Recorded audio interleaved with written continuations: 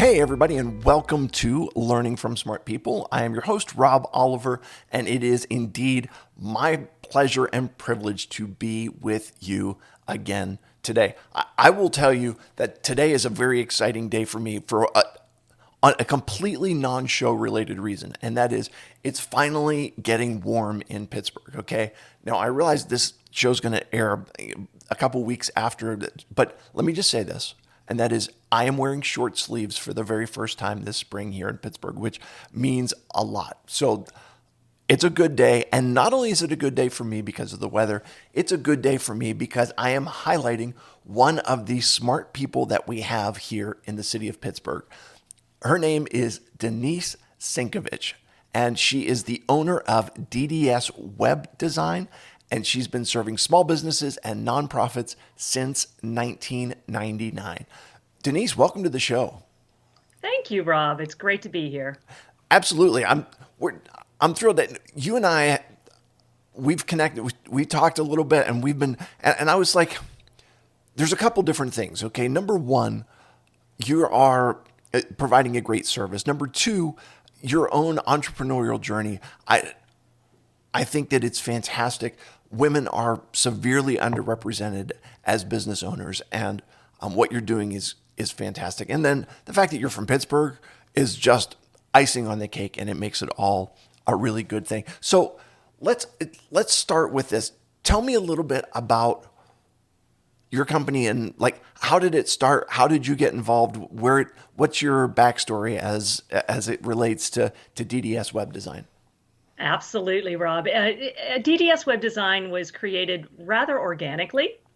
My husband and I were involved in youth hockey as our son played hockey as a child. And we needed a way back in the 90s, early 90s, to communicate to 21 different families. And we began designing websites for our hockey teams. Okay. And it just grew from there. Right. So, were you doing those using like was it HTML coding at that point? Was it what were you? How were you designing the websites? We were actually using a very ancient software now, which was called Front Page, Okay. which is HTML coding. And yeah, that's how we started. There you go. And now you've expanded that, and you're not just doing this for hockey teams. You're doing this for all kinds of businesses. Can you give me some examples of what? I mean, we mentioned this. That it's small businesses, nonprofits, the whole thing. Can you give me some examples of the kind of businesses that you're serving?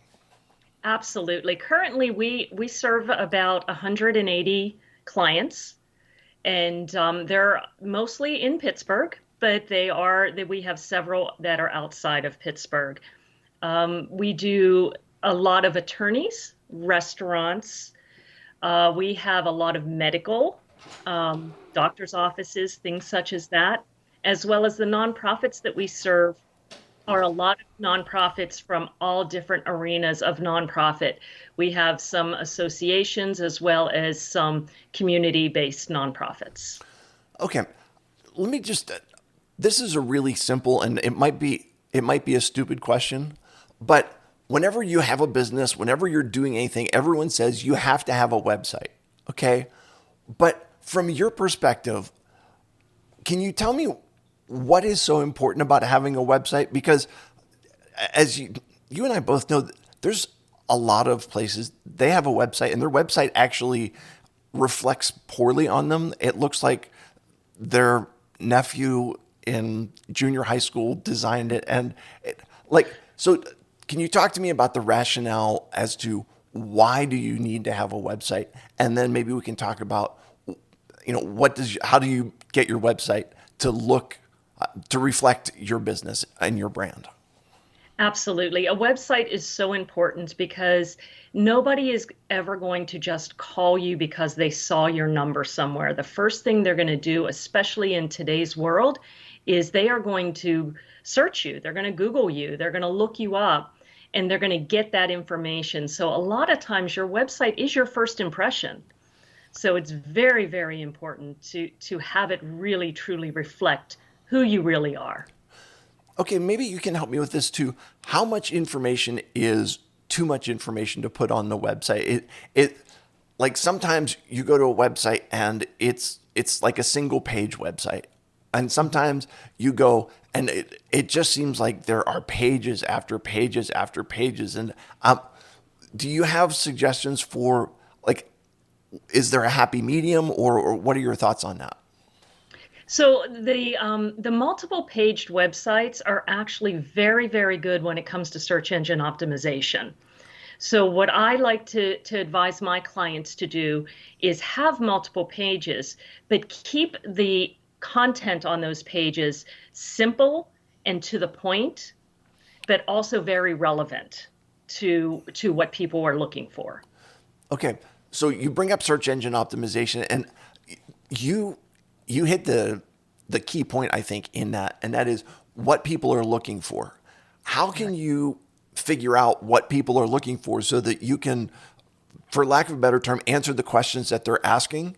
Um, because I would love to know, I would love to have the content that reflects what people are asking for, but how do I find that information out?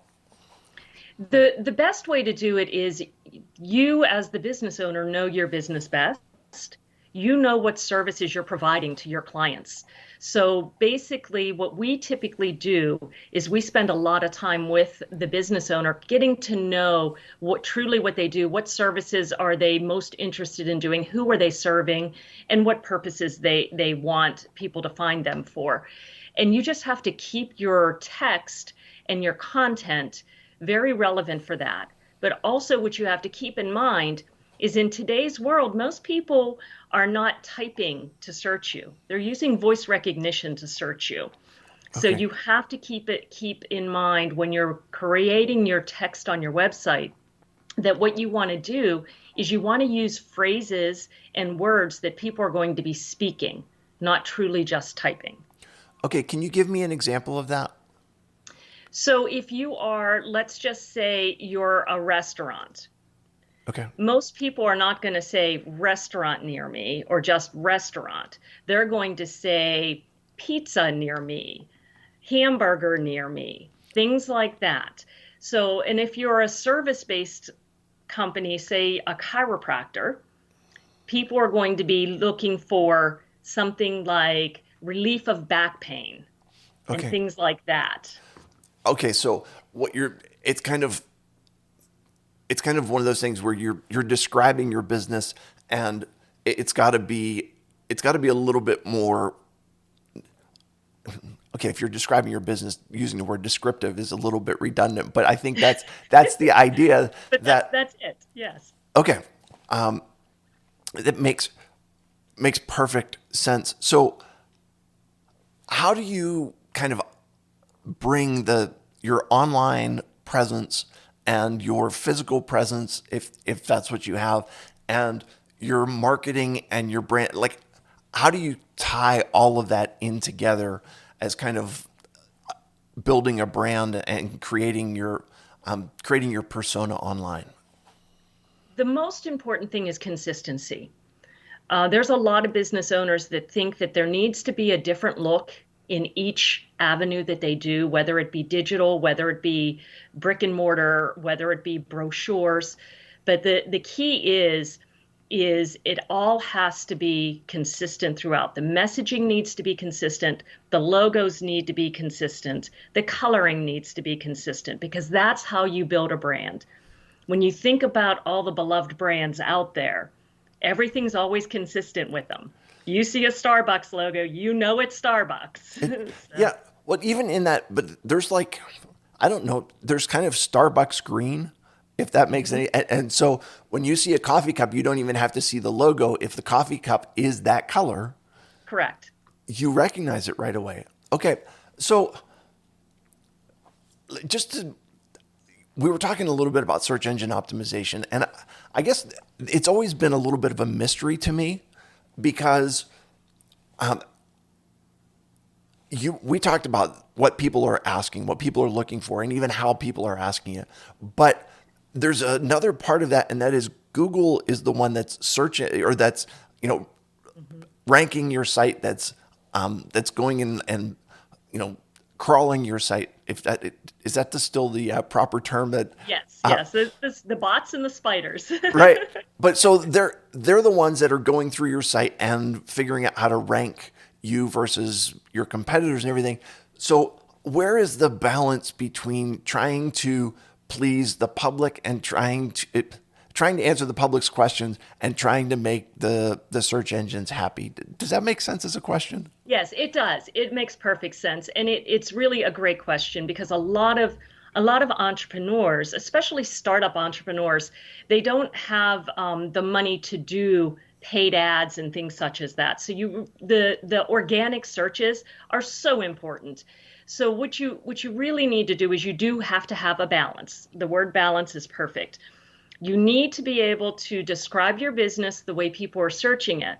But then there's also a lot of tricks to the trade of getting yourself ranked in a better way on Google that are simple that entrepreneurs can do on their own. The content is the most important thing. So when you're putting together your content, you've got to think of your website as an essay paper. Okay. And what the bots do is if somebody asks for something, the bots are going to go out and find anything relevant to what they're asking in the text. Okay. So, and that's going to rank you up. But there's also so many other aspects to building your ranking in Google. Okay.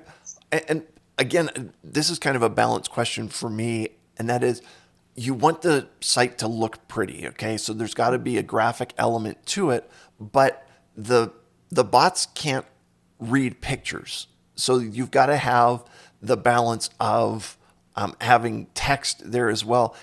How do you kind of walk that balance? So there are tricks to the trades on that. Depending on the platform that your website is built upon, most platforms allow you to put text in the background of images. Okay. So, So so talk to you me about that. How does that work? Okay, so if you have an image on there, what we tend to do is we'll put the image on there and then we will put text in the background behind the image Okay. describing the image or Okay. putting relevant information behind the image itself that would draw the butts there. Okay. Um, on a side note, I'm a person with a disability, and so I'm always thinking about accessibility. I'm assuming that that's also helpful to make your website accessible for people that might have vision issues. Is that helping there as well? It can, yes, because depending on if they have vision issues, depending on the hardware they're using for Okay. attached to their website, that could be read. Okay. So, um, and I guess again, how descriptive do you get with that? Because sometimes I see, the picture and it's like a man with a dog, right? Where Mhm. the description is, but I, I'm assuming that you've got to be a little bit more descriptive than that. Can you give some guidance on? Um, okay, here's an old word. Here's an old concept that, like keyword stuffing, right? Where Right. you just are you have something that you want to rank for, and you just take that word and you jam it in there every which way you can. How do you find the balance between just writing for the search engine bots and writing in a way that is relevant and is not overly burdensome?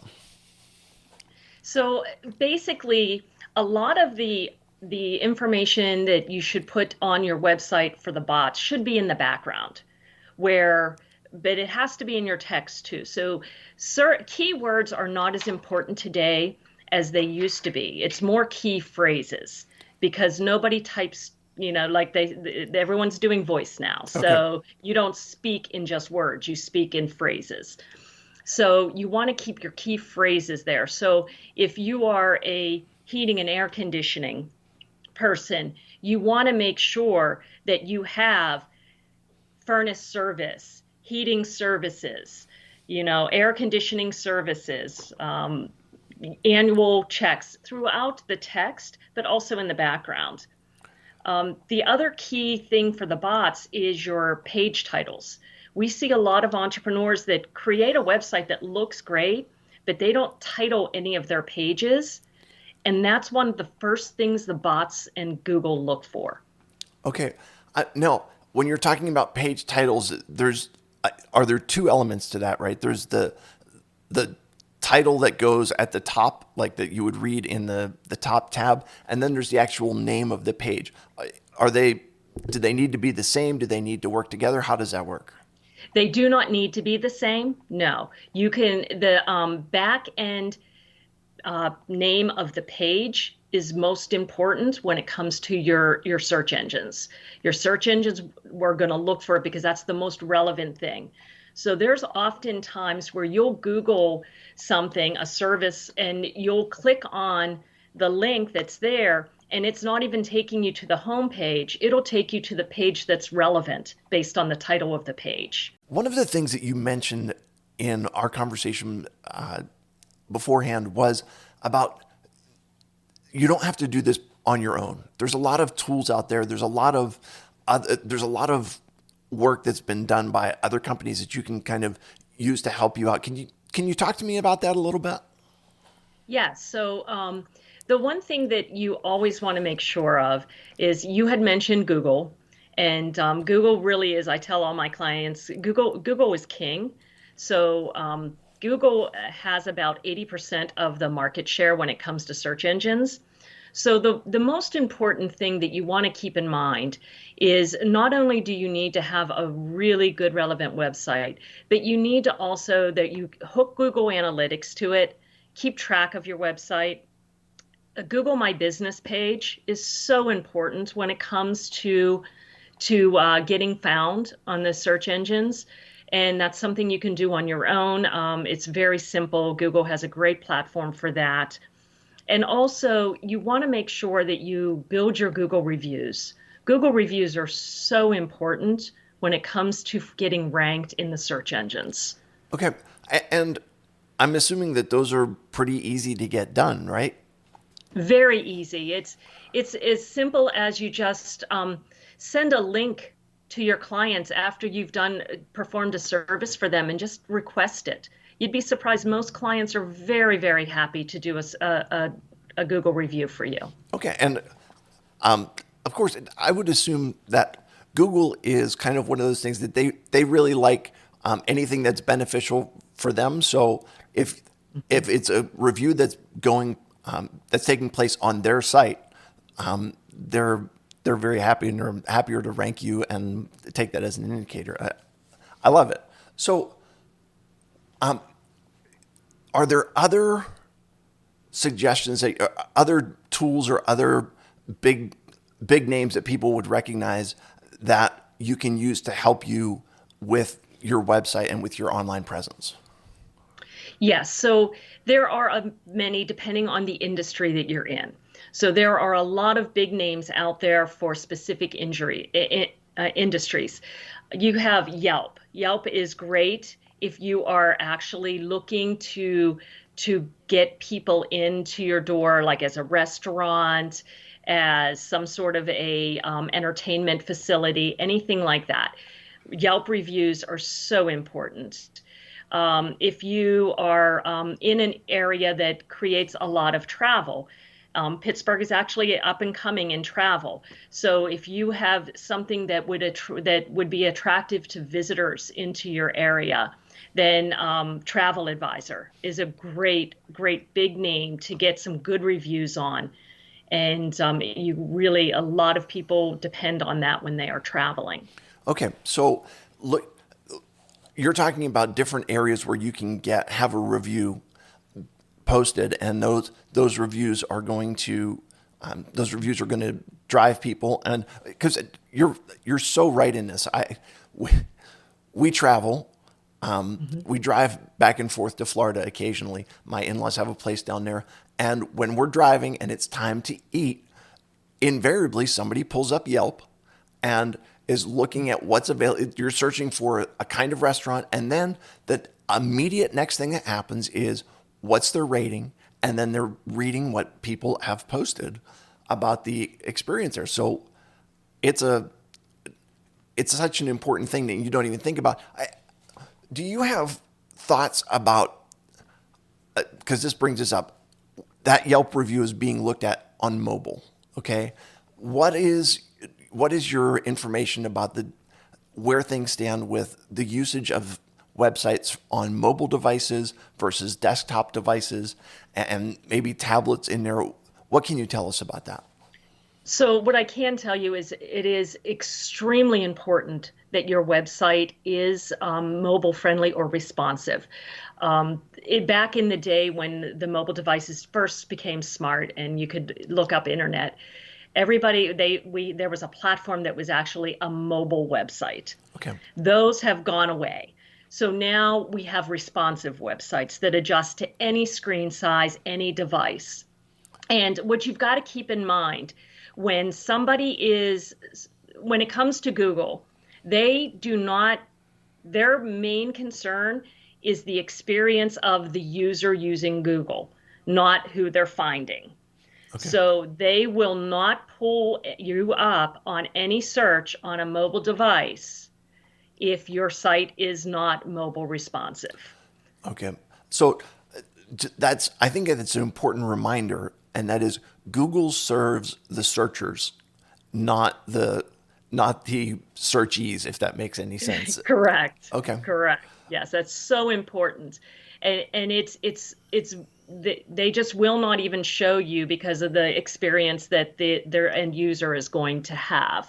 Okay. So it's so important to have the mobile responsive website. Okay. And a lot of the different platforms have that kind of built into them. I know that like WordPress and so on has that. Right. It's just kind of an automatic with it. What can you tell us? Because in this day and age, we just had the Colonial Pipeline that got hacked. Okay. Right. What can you tell us about securing your company's website or securing your personal website so that that it doesn't end up getting hacked and you don't have major issues in which your website is now advertising something that you definitely are not in favor of? Yeah, that happens so much. The key to not being hacked is having secure servers and keeping your website. So you mentioned WordPress. When it comes to WordPress, WordPress has security plugins. Okay. But what people do is they'll build their WordPress website, or they'll have their WordPress website built and they put the security plugins in, but then they never update them. It is extremely important that you keep all of your securities completely up to date, Okay. because the problem with getting hacked is not that, a lot of business owners think, well, if I get hacked, I don't have anything that people want anyway. No, they want your users is what they want.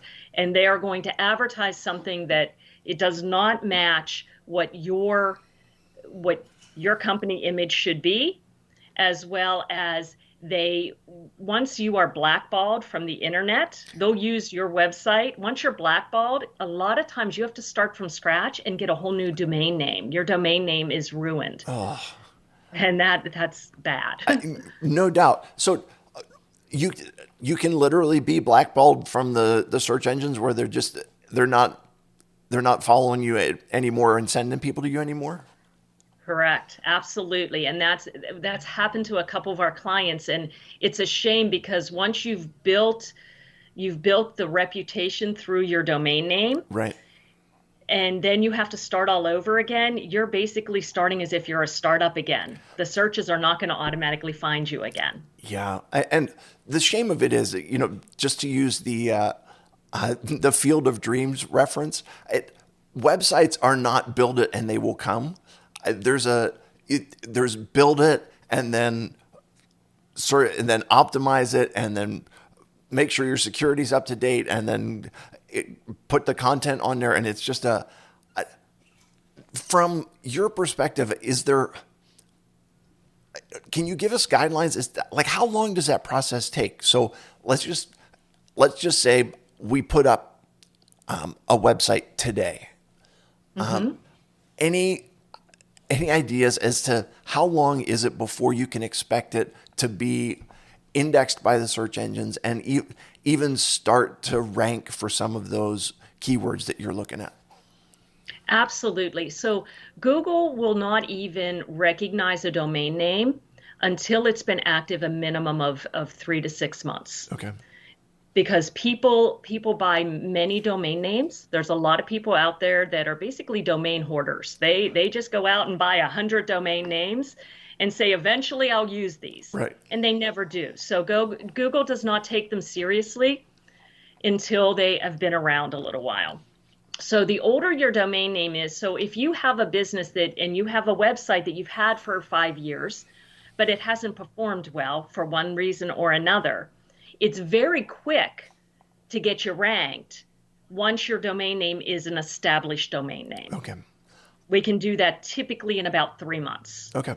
That makes sense. Okay. And I will acknowledge now that I'm not a large domain hoarder, but I am a domain hoarder in which cause I think, oh, this would be a really cool thing. And I have this idea, and I'm not a cyber squatter. It's not that I'm going out and buying, because you heard when they had the new pope, there was a guy who went out and did the research and figured out like the top 40 possible names that the pope could have had, and he bought those 40 domain names, and now he owns the pope's domain, right? With like, okay, Right. I guess that's your thing. I'm not doing that. I have my ideas, but you're so right in which I have an idea, but then finding the time to get it implemented. And so I own the domain, but there's not a whole lot going on there. A very Right. relevant point. So let me just kind of let's wrap things up with this, okay? And that is, as you're working with clients, as you're working with folks, what would be kind of the first step, or if somebody doesn't have a website, what would you say? This is kind of the first step. This is where you need to start in getting a website. And then maybe the follow-up question to that will be for somebody that has an established website that's not performing. Can you talk to those two groups, and in whatever order you want to handle them? Okay. So we'll start with the startup without a website. I would start with anything. So what we would typically do if we would get someone who would come to us who was a startup, and they creating your first website is a pretty big project, especially for a startup, because you've got to kind of think, what is my identity? What do I want to get out? So what we do is we start them off with with just a splash page, a one page informational, and then that starts the search engines going. We do a lot of the back end stuff. So start there. Start with, if nothing else, one page informational, just to get those search engines going. Okay. And then for those who have a site that is not performing well, there's a couple of really key things that you could do on your own. You could, again, make sure you have your Google My Business page linked. Make sure you build your Google reviews. It's always great to have any association or professional organization you belong to link their websites to your website. Okay. Those backlinks, they make, especially if you're backlinking to a reputable organization that's been around for a while, that really will help you get established. And just look at your content, tweak your content. The other thing is update your site often. Okay. Anytime you update your site, the bots know that, and they immediately rush to see what you just put on there. Okay. And by updating it, I'm assuming that's more than just changing a couple words here and there or adding a new picture. What do you mean by updating? Oh, it could be just changing a few words here or there. Okay. So it could be adding a picture, it could be adding a page, or it could be redesigning something, changing some color schemes. But anytime you add something new, the bots know that, and they rush to see what it is you just added. Okay.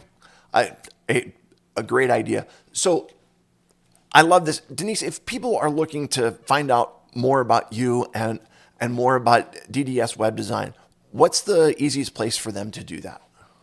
At our website, of course, ddswebdesign.com. There's all the info. We have a lot of really relevant information there. I also have a PDF tip sheet that they can download on things they can do on their own to help their website. They can reach out to me via social media. Okay. Beautiful. I will put the link to this site and I will put the link to your social media in there. And um, you have you've made a very generous offer for a website analysis. Can you tell me about that and what's involved there? Absolutely. So on our website, there is a button if you would like to get a free analysis. It's a search engine optimization analysis of your website. So we're not going to look and criticize the look or design of it, but it's simply for search engine optimization. You just fill out that form for us, and we will send you a analysis of your website, which gives you great tips. It'll be divided down into critical things that you should fix immediately, some moderate things that should be absolutely looked at, and then some minor things that you could wait a little while on. And it just kind of gives you all the tips of what you should do on your website to get it optimized. Fantastic. A very generous offer, and I appreciate that. And any of my listeners who are out there and have a website that they're wondering about how to get it working better, I'm sure that they would take advantage of that and learn a lot. Denise, thank you so much. It's time for 3 questions to establish your humanity. Are you ready for this?